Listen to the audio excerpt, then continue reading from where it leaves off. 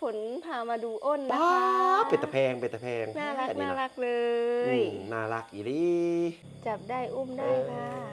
นี่นะเป็นตะ กะเฮือนน้องฝนกะหลังนั้นก็บ่มีผู้อยู่พี่น้องกะอยากเปลี่ยนบรรยากาศอยู่ได้ บ่นอนตื่นสายบ่อายทำกินบ่มินเงินน้อยบ่คอยวาสนากราบงามๆครับผมสบายดี สวัสดีไปทาง FC ทั่วโลกนะครับพี่น้องสวัสดีครับน้องฝนสวัสดีจ้าน้องเดลต้าก่อนชมอย่าลืมฝากกดติดตามกดไลค์กดแชร์เพื่อเป็นกำลังใจให้พูดให้ใครให้น้อง เดลต้าและพ่อเดชด้วยนะคะโอเคมื้อนี้นะครับผมมีข่าวดียังไม่บายบายนะครับผมน้องฝนสวัสดีท่านผู้ชมหรือยัง สวัสดีแล้วค่ะสวัสดีค่ะ มื้อนี้มีข่าวดีพี่น้องน้องฝนได้สมาชิกเพิ่ม คืออย่างคือน้องอ้นก็คือตัวอ้นที่เฮาเลี้ยงเนาะเพิ่นก็ที่เพิ่นโอ้เดี๋ยวเสียรูปเพิ่นขึ้นโชว์เนาะเพิ่นได้ลูกเนาะได้แบบบ่ได้นัดหมายพี่น้องแบบเพิ่นลอยออกเฮาก็บ่เห็นเนาะจนได้หลายมื้อนั่นล่ะจน3 มื้อแหละเนาะ3 มื้อบ่รู้ว่าได้จักโตแม่นเพจัราะว่าจักสิตายจักเพราะว่าเฮาอาหารมันเลี้ยงง่ายโอนนะครับเดี๋ยวสิพาไปเบิ่งผู้ใดยังบ่เคยเบิ่งนะครับผมเลี้ยงง่ายนะครับผมบ่าวเดชก็เฮ็ดอาชีพเปิดฟาร์มโอนอยู่เนาะไปพักหนึ่งนะครับผมแล้วก็ถ่าย YouTube นำพี่น้องเดี๋ยวเฮาสิพาไปเบิ่งกันนะครับผม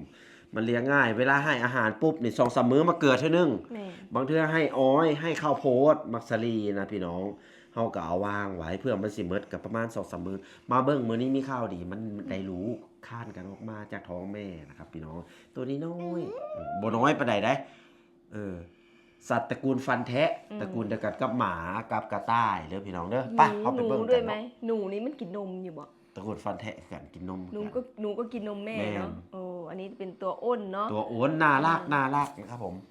จะเป็นอ้นใหญ่เนาะไม่ใช่อ้นเล็กไม่ใช่อ้นดำเหมือนยูราวเนาะยูราวเนี่ยจะอ้นดำสีหลายอันนี้จะเป็นอ้นหัวแดงอ้นใหญ่ก็คือจักโลขึ้นนะ 6-7 โลใหญ่สุดน่ะจะเป็นอ้นสายพันธุ์ใหญ่3 โล 4 โลครับผมถึง 6-7 โลก็เลี้ยงสวยงามเนาะครับเลี้ยงสวยงามไปลงไปเบิ่งลูกมันไปบรรยากาศกลางคืนนะพี่น้องก็เสียงกบเสียงเขียดดังเป็นตะม่วนหูเป็นตะไปนอนหน้าได้พี่น้องเลยFC อยากให้เฮ็ดคลิปถ่ายคลิปแบบใดก็คอมเมนต์ไว้เด้อพี่น้องเด้ออยากให้ไปนอนนาบ่น้องฝนก็สิพาว่าเด็ดเป็นนอนนาลองเบิ่งเนาะสิพาไปไกด์สิพาไปไต่กบไต่เขียดไปใช้ชีวิตการอยู่ไร่อยู่นาแล้วมันคือสิคักพี่น้องเปลี่ยนบรรยากาศเนาะช่วงนี้ก็เป็นช่วงฤดูฝนพายุเข้าพี่น้องเลย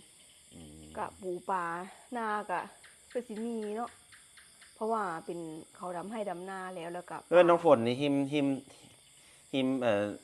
มทุ่งนาเด้แม่นหิมนี่ไกลๆเลยเป๊ะๆเลยอยู่ด้านหลังเนี่ยด้านหลังเบาเดชเนี่ยกบเขียดกะสิฮ้องเสียงงอนหูเลยพี่น้องนี่อันนี้แม่นนาเลยได้นี่นะผลจากเฮือนไปกำแพงนี่ก็คือนาเลยนะครับพี่น้องให้นาเลยเบาเดชน้องฝนก็ไปเฮ็ดอยู่ทางพุ้นเนาะน้องฝนเนาะอันนี้นาเพิ่นเนาะหรือว่า FC อยากให้ไปนอนเฮือนหลังเก่าบ่เฮือนหลังนั้นก็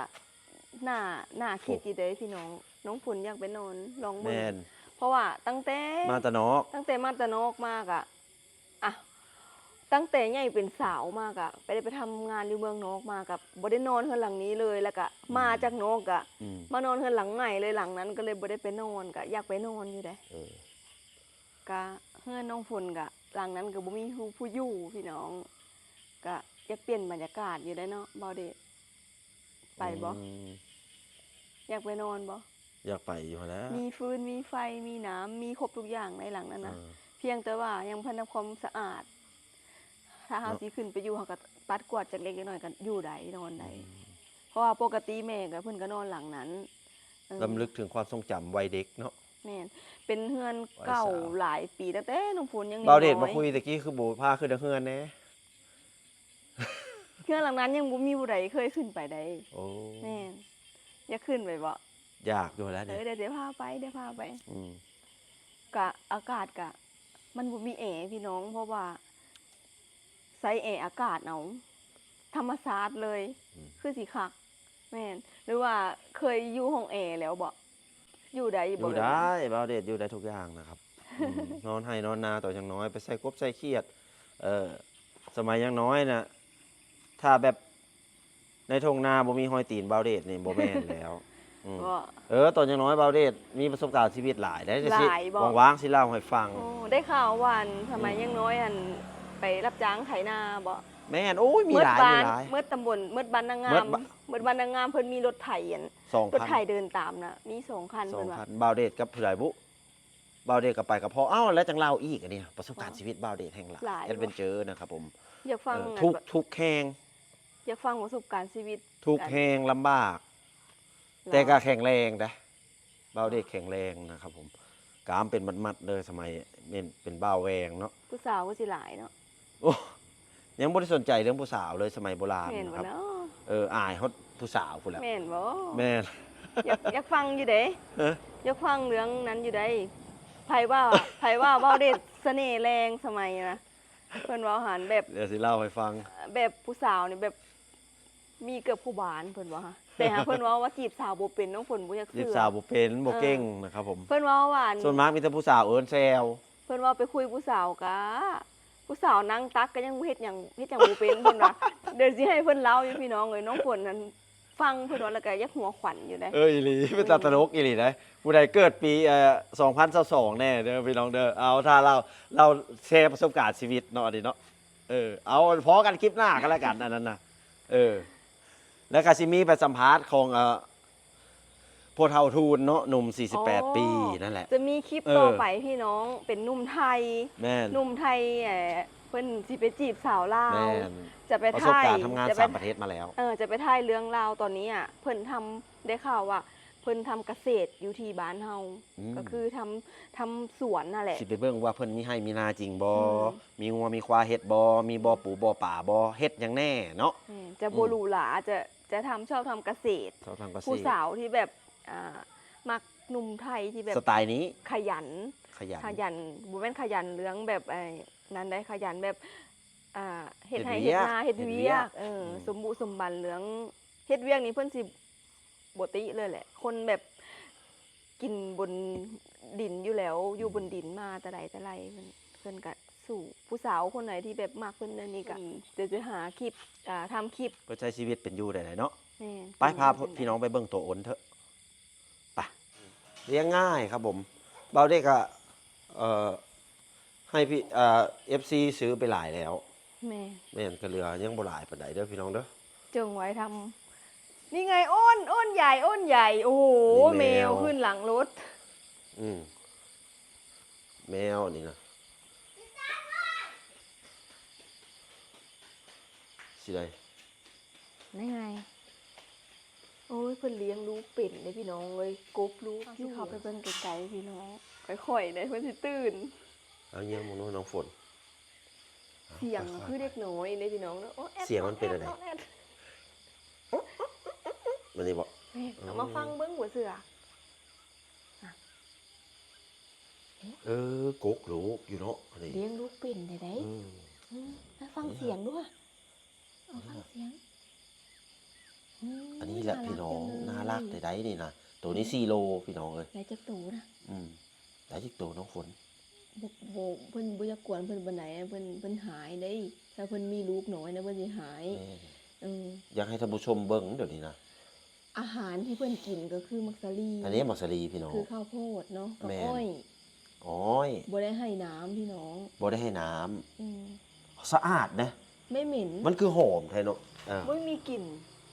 บ่มันหอมเลยพี่น้องเอ้ยฮะ ตัวอ้นเนี่ยบ่มีกลิ่นเลยพี่น้ บ่มี อง กลิ่น มันจะบ่เหม็นสาบคือหนู อืม กลิ่นนี่ค่ะอุ้มได้ดมได้หอมได้อาบน้ำแห้งสะอาด โอ้ อาบน้ำก็ได้ อืม เป็นสัตว์ที่สะอาด เอาบอกเพิ่นว่าเลี้ยงจักมื้อจักเดือน มันจังสิใหญ่พอที่จะเอาลูก อ่าเต็มที่ของเพิ่นก็เลี้ยงปีหนึ่งพี่น้อง ปีหนึ่งนี่เฮาสิเข้าผสมพันธุ์ก็คือเอาตัวผู้เนี่ย มาเข้าผสมพันธุ์กับเพิ่นอ่า ตั้งท้องจักเดือน ตั้งท้องก็ 45 ซ้ำหมาบ่ ซ้ำหมา 45 โอ้ยุงบ่เด้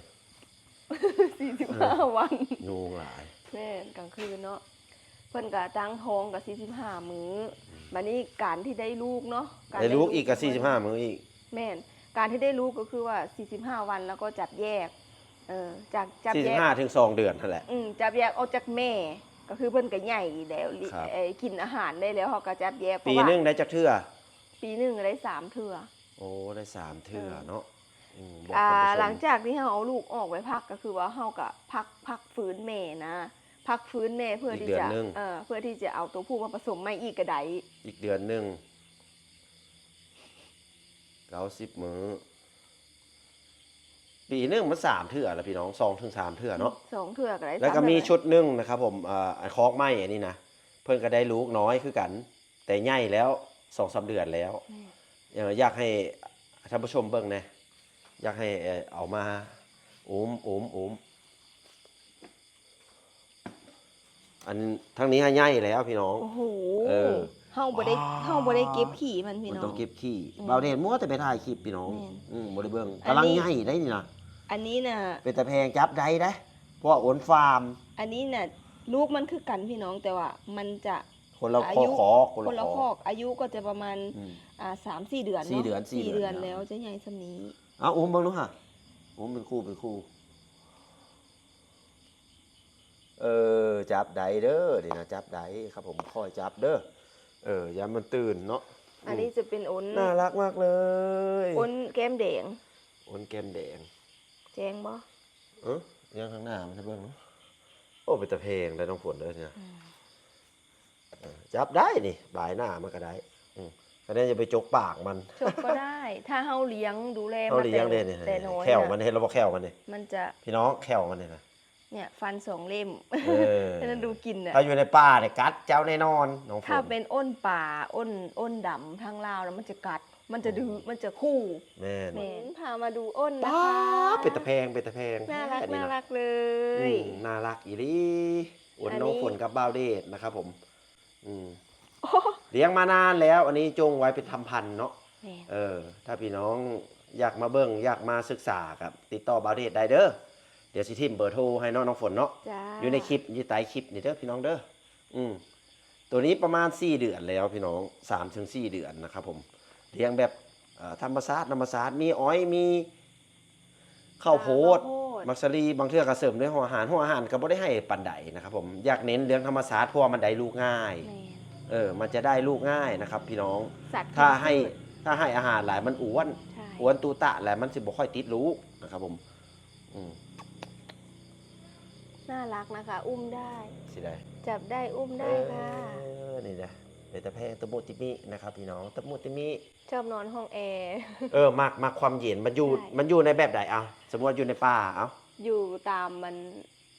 กอไผ่ตามดินตามโพรง มันกินไผ่นำเด้อ ชอบกิน อย่า ไผ่ ลืม เป็นอาหาร ผู้ใดบ่มีหยังเลยก็อุ้ยไปตัดไม้ไผ่อยู่ป่าพี่น้อง ไปตัดไม้ไผ่อยู่ป่าก็มาวางให้มันเนาะ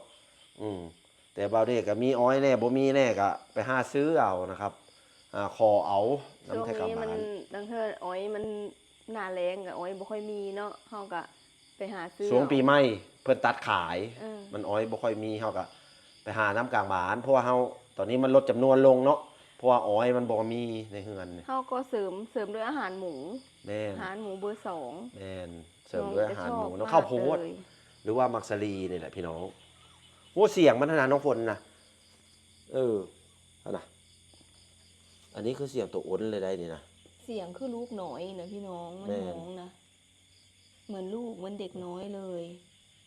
บ่รู้ได้จักโตพี่น้อง อันนี้แม่มันนะ แม่น แม่มันก็สินักประมาณกะบ่อยากเลี้ยงสมบูรณ์ปานใดพี่น้อง ปกติมันก็สิใหญ่แบบอ้วนปันหมูเลยแหละ เบิ่งขี้ ห มัน อย นี่นะเบิ่งขี้มันนี่นะไปกินข้าวนี่ก็ แต่มัน ขอประทานอภัยด้วย แต่มัน พี่น้องเด้ ก็ อ บ่ได้น่า มันบ่ได้ เกลียด เหม็น เด้อ บ่ได้ พี่ หยั น้อง ง มัน เนาะ ไม่ได้เหม็นเลย อืม มันกลิ่นอ้อยไงมันก็หอมคือ ขี้ กาก อ้น อ้อย อันนี้นะ แม่น แม่นนี่นะละเอียดเอาไปเฮ็ดปุ๋ยได้นะ แม่น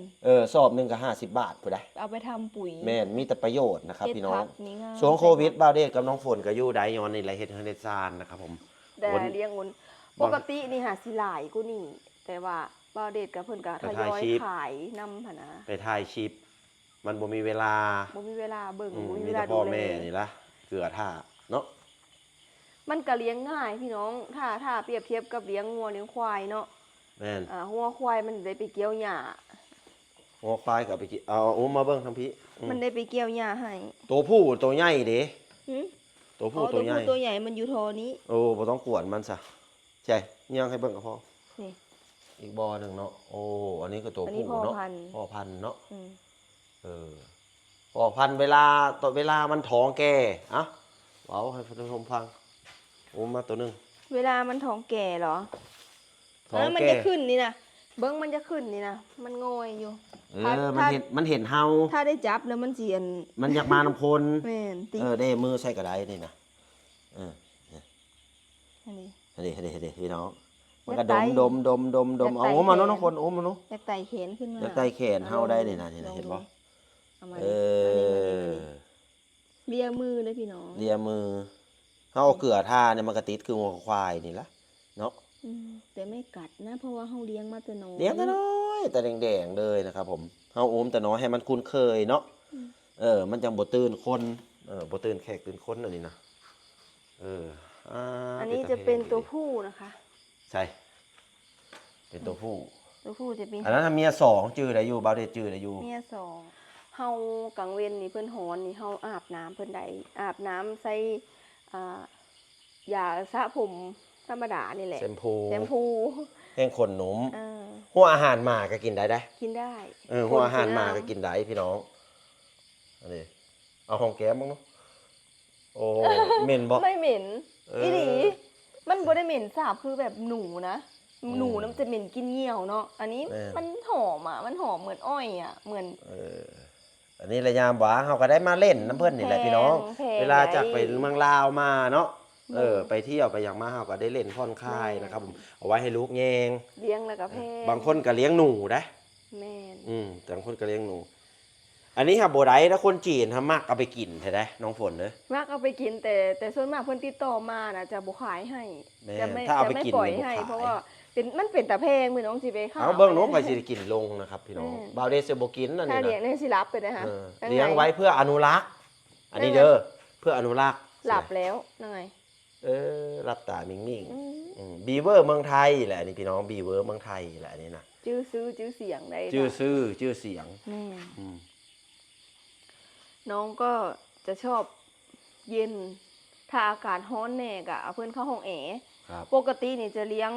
หลายเป็น นี่ หลายบ่อ สุดเร่ง แม่น สุดเร่ง ทั้ เล ง ย พ่อ ตะ พัน กี้ ธุ์ นะ แม่พันธุ์ แม่น แต่ทีนี้เฮาบ่มีเวลาเบิ่งเพราะว่าเฮาก็ไปถ่ายคลิปก็เลยเลี้ยงพอ ผู้ใดอยากเลี้ยงก็เลี้ยงเทื่อละคู่สองคู่ศึกษาซะก่อนเนาะ เลี้ยงพ่อไอ้หยังนะบ่ให้สูญพันธุ์ บ่ให้มันสูญพันธุ์อนุรักษ์ อนุรักษ์ไว้ อนุรักษ์ไว้นะครับพี่น้องนี่ ก็ แหละ ก็มันก็น่ารักมีคนติดต่อมาหลายพี่น้อง แม่น มีคนโทรมาติดต่อถามการ ตอนมัน เลี้ยง บ่ได้รู้เขากับบ่มีให้ แม่น ถ้าตอนได้รู้นี่ก็ติดต่อมาได้เด้อถ้าอยากสอบถามเนาะเกี่ยวกับการเลี้ยงอ้นเป็นอะไรในนั้นอันนี้ การเลี้ยงดูแล ตอบได้ทุกอย่างได้นี่นะรักษาก็ได้ อ้นนี่น่ะ ส่วนมากมันเป็นโรคอย่างอยู่บ่อ้นนะบอกท่านผู้ชมนะ ส่วนมากบ่ค่อยมีโรค มีแต่กัดกันเป็นหนอง มีแต่ส่วนมากมันถ้าเลี้ยงรวมกันน่ะ มันก็จะตื่นกินกันมีวิธีของมันก็คือว่าถ้าบ่อยากให้กัดกันก็คือเฮาก็ต้องอาบน้ำทำความสะอาดก่อน จับอาบน้ำทุกตัวเลย แล้วก็เอามาลงท่อน้ำกัน มันจะกลิ่นมันจะคือกันมันก็ดมกันมันก็จะบ่กัดกันเนาะแต่ถ้ายังบ่ทำความสะอาดมันนะอันนี้เฉพาะของน้องฝนนะที่เคยเลี้ยงมานะถ้ามันกัดกันนะเราก็ทำแบบนี้แหละเฮาก็จับอาบน้ำเพิ่น โอ้น่ารักอีหลีประเภทแบบคือหมาแล้วพี่น้องเวลากัดกันก็สาดน้ำใส่ สาดน้ำใส่มันก็หยุดกัดกันนะครับ พี่น้อง โอ้รับตามิง มันเลี้ยง ล ง่ายพี่น้องเปรียบใส่งัวเฮาเนาะเฮาเลี้ยงถ้าสมมุติเราเลี้ยงงัวมันต้องได้ไปเกี่ยวหญ้าให้เพิ่นกิน อันนี้ราคามันกว่าของงอควายพุ่นเด้อพี่น้องเอ้ย แต่ว่า ตัวน้อยๆเนี่ยคู่ละ 4-5,000 แต่ว่าอันนี้ เนาะ เฮาเลี้ยงในบ่อถ้ามีวงบ่อไอ้บ่อเทียบไปเฮ็ดส้วม เงินล้านเลยได้อันนี้ ใช่ไหม นะ บ่อไปทำส้วมเลยไหม แม่นบ่อเม็ดหนึง เม็ดหนึ่ง 80ได้ 80 บ่อ คูณ80 80 บ่ 80 เซนคูณ60บ่ คูณ60ปากมันปากกว้างนะ80 ทำเป็น2บ่อซ้อนกันแล้ว หรือ ก็ เสี่ยว60ก็ได้พี่น้อง เอาน้องลง บางคนก็เอากระเบื้องทำต่อกันเป็น เออ สี่เหลี่ยมเป็นกล้องนะครับพี่น้อง แต่ถ้าเป็นไม้มันกัดทะลุได้ ทะลุ มันเป็นสัตว์ตระกูลฟันแทะมันสิกินไม้นะครับผมเบื้องไว้ง่ายคือไม้ไผ่เอาลงปุ๊บนี่ แห่น ลอบเลยแกะมัดมือ มัน นะครับ สิมากไผ่มันหอมเนาะ แม่น แต่น้องฝนบ่ค่อยให้เลี้ยงไผ่เพราะว่า ครับ มันจะ พ่อแม่พันธุ์มันคู่ละ30,000เคยขายได้นะครับผมสูงสุด 15,000 ถ้าสีขาวก็มีคู่ละ70,000บ่ได้แต่ 15,000 กี้ ถึง นะ 30,000 คู่มือนี่บาวเดชบริเลี้ยงสีขาวนะครับผมครับอัปเดตให้ฟังเนาะ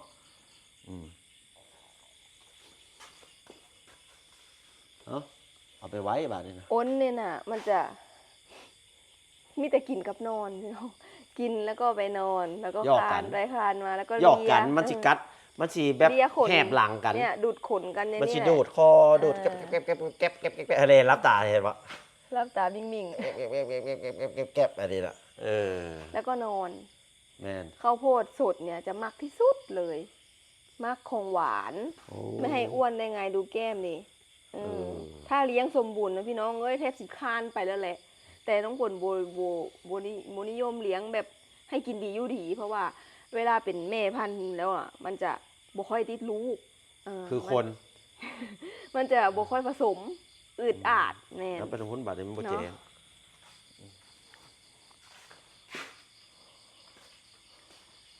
ก็อันนี้ก็จะเป็นลูกน้อยมันเนาะกำลังได้ลูกอะประมาณ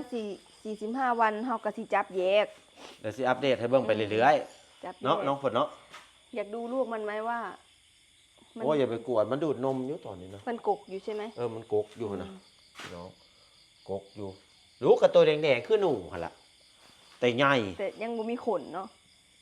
ยังบ่มีขน เนี่ย ถ้ามีขน ขน แน่ก็สีดำๆน้อย ข ห น นึง ยังจะไม่เท่านี้ ออกแดงๆดำๆสีน้ำตาลสีเทาเอ้า อืม ไว้ง่ายก็ดีเพิ่นนะครับผมอ้อยมักซรี่หรือว่าข้าวโพดอ้อยหวานนะครับผมนี่ดิอ้อยได้หมดอ้อยดำอ้อยแดงอ้อยขาวนะครับพี่น้องมะเขือเนาะ ตัดเป็นท่อนๆแบบนี้เนาะ ตัดเป็นท่อนๆนะครับผมบ่ต้องงามก็ได้เด้อเอาก็เอาไปให้บ่อหนึ่ง2-3 ท่อนนะครับพี่น้องอันนี้เพิ่นก็แห้งกินแบบนี้มักซรี่นี่ล่ะเอ้านี่อันนี้พี่น้องมันเมิดได้จักหน่อยเนาะบ่อนี้มักซรี่ให้บาทนี่นะ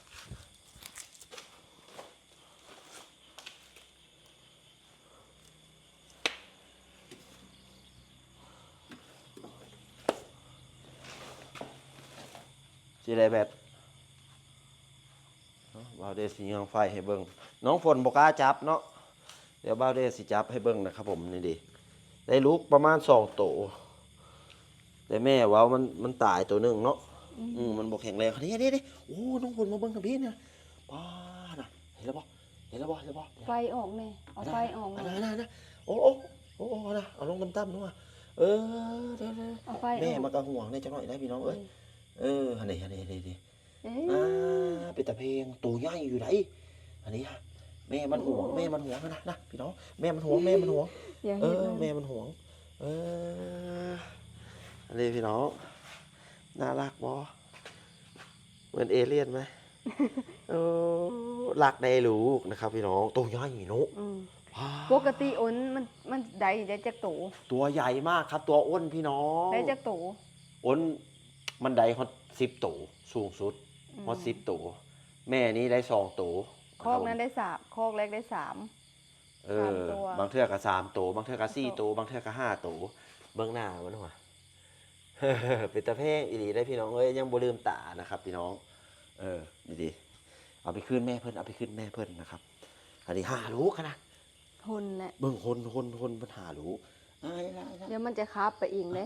เออ คาบแล้วก็ต้ม แม่นนะ ดู เบิ่ ด ง นม อันนี้มันก็คานเอาบอกรู้มันไว้บ่ให้มันไปไกลเอาบ่ให้มันไปไกล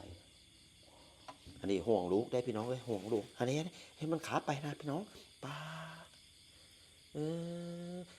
น่ามันก็หูจักความได้พี่น้องฝนเลย อืม ห่วงลูกเลี้ยวได้นะ อืม พี่น้องตัวใหญ่อันนี้ได้3 มื้อนึงได้3 มื้อนะครับผมออกแบบบุมือเนาะ อืม เอาบกวนเพื่อนมันทนนะน้องฝนนี่นะมันทนนะมันแนมเฮานี่นะแต่มันไม่กัดนะ โบกัสตัวนี้ก็อันทองดี ช่องนี้คือสื่อมันบอก แม่น ทองดี เอาให้เบิ่งซ้ำนี้เด้อพี่น้องเด้อคุยกับน้องฝนต่อเด้อสุดท้ายนี้ฝาก FC ฝาก FC เป็นกำลังใจแล้วก็กดติดตาม เนาะกดติดตามไว้เพื่อจะบ่พลาดคลิป เริ่มลงใหม่ ต่อ ไป ไป เรื่อยๆ ช่วงนี้ นะครับ บ่าวเดชกับน้องฝนก็สิเริ่มลงคลิปทยอยลงเรื่อยๆบ่ว่าสิเป็นฝั่งไทยหรือว่าฝั่งลาว ทั่วโลกทั่วโลก ก็ติดตาม ก็ติดตามบ้าวเดชไปเรื่อยๆนะครับพาท่องเที่ยวเนาะ ท่องเที่ยวทั่วไป แม่น ไปไหนก็ไปกัน แม่ แม่น นแอดเวนเจอร์ จะไปชม ทัวริส วิถีของสองฝั่งโขง สองฝั่ง ทั้ง โขง ไทยและก็ทั้งลาวเนาะ แม่น ให้เบิ่ง ขอบอกขอบใจขอบคุณหลาย ๆ เด้อพี่น้องเด้อกินข้าวแซ่บนอนรับฝันดีครับ สวัสดีครับ สวัสดีค่ะ สวัสดีค่ะ ขนมอะไรเพลงได้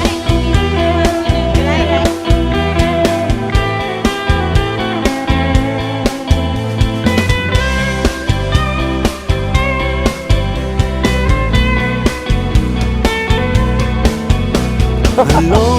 สวัสดีครับผมชื่อบ่าวเดชนครพนมจะขอนำพาทุกท่านไปเที่ยวชมประเพณีวิถีชีวิต